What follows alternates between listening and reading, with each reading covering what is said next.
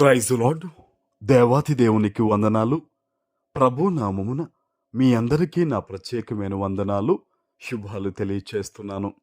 మరి గమనించండి, రేపటి దినమున దాదాపు 130 మందికి మనం భోజనాలు పెట్టబోతూ ఉన్నాం. ఎవరైతే రోడ్ల మీద అనాథలుగా ఉంటారో ఈ మంచి కార్యక్రమం నిమిత్తం మీరంతా ప్రార్థన చేయండి. ఈ దినము కొరకు ఏర్పాటు చేయబడిన దేవుని వాగ్దానము రూతు గ్రంథము 4వ అధ్యాయము 15వ వచనము. నిన్ను ప్రేమించి 7 కుమారుల కంటే నీకెక్కువగానున్న నీ కోడలు ఇతనిని కనెను. ఇతడు నీ ప్రాణమును నోదార్చి ముసలితనమున నీకు పోషకుడగునని నయోమితో చెప్పిరి. దేవుని నామానికి మహిమ కలుగునుగాక.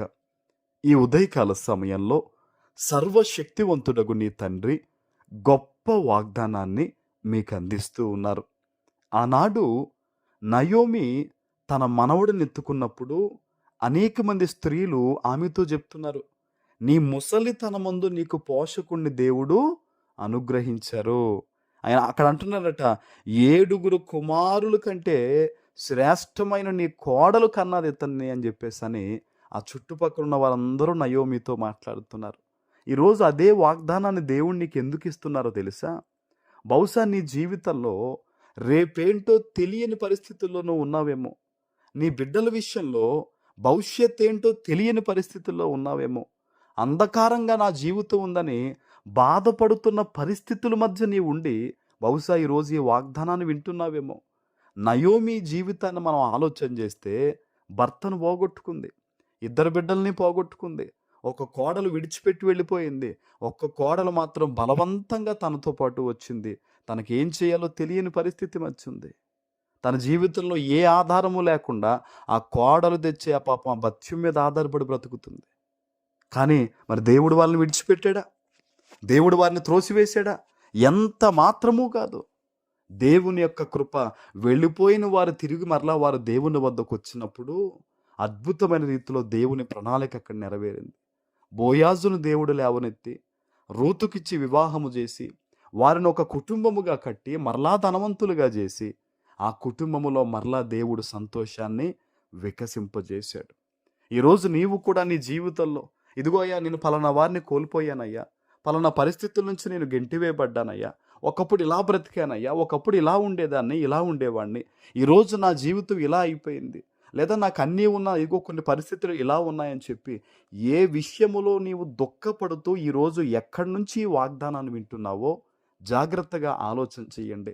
ఆనాడు రూతు యొక్క, నయోమి యొక్క జీవితాల్ని కట్టి వారి జీవితంలో సంతోషం ఇచ్చిన దేవుడు ఈరోజు నీ దేవుడై ఉన్నాడు. ఆమేన్.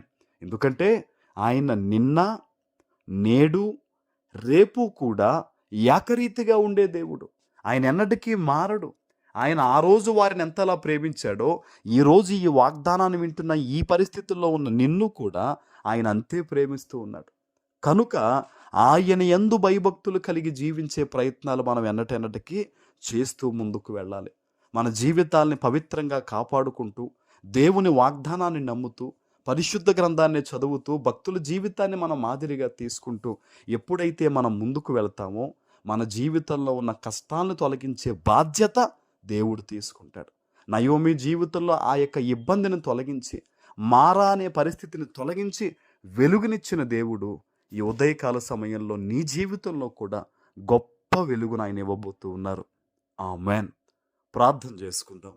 పరిశుద్ధుడు అయిన మా తండ్రి, ప్రేమ కలిగిన ప్రభువా, మీకు స్తోత్రాలు.